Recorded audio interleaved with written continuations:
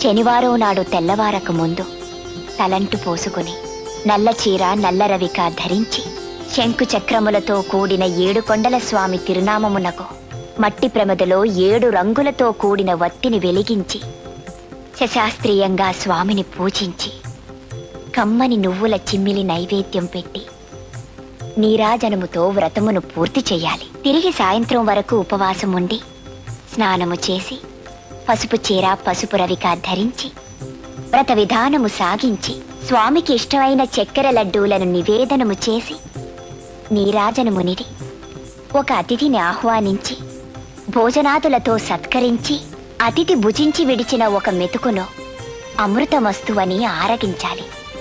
అప్పటికి ఆనాటి శనివార వ్రతం పూర్తవుతుంది. ఈ విధంగా 7 శనివారములు వ్రతమును చేసినచో ఉద్దేశించిన సత్ఫలమును పొందగలరు.